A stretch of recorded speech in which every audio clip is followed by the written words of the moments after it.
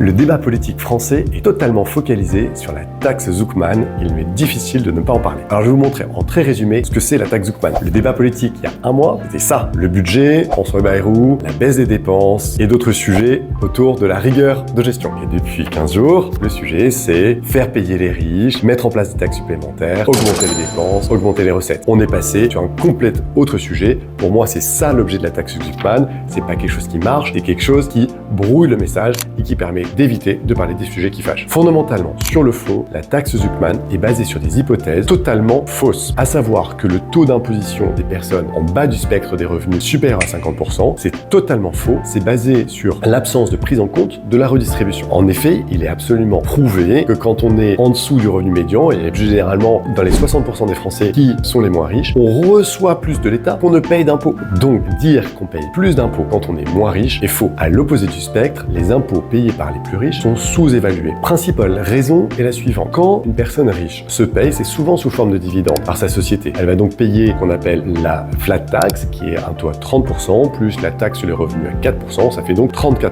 Mais ce que Zuckman oublie sciemment, c'est de dire qu'avant que cet impôt ait été payé, la société elle-même sur les bénéfices a payé 25%, ce qui n'est pas payé dans le cadre des salaires, puisque ça vient en déduction du résultat des entreprises. Donc en réalité, quand on se verse des dividendes, quand on est riche, on paye plus de 60% d'impôts. Alors la vraie question, c'est on ne se paye quand on est riche que ce dont on a besoin pour vivre, pas l'ensemble de la valeur qui a été créée. Mais là, la question devient, est-ce qu'on paye sur les flux financiers ou est-ce qu'on paye sur la richesse? Dès qu'on a dans l'histoire fait payer sur la richesse des gens, ça a été catastrophique et complètement contre-productif, avec des personnes qui font s'exiler ou ça dissuade très fortement les investisseurs. Donc la question qui se pose, c'est est-ce qu'on veut faire quelque chose d'efficace? Auquel cas, cette taxe est absolument absurde, ou est-ce qu'on veut être doctrinaire et faire absolument une taxe pour faire payer les riches parce qu'on veut réduire les inégalités? À ce moment-là, bravo, vous êtes dans le bon chemin, on va tous s'appauvrir.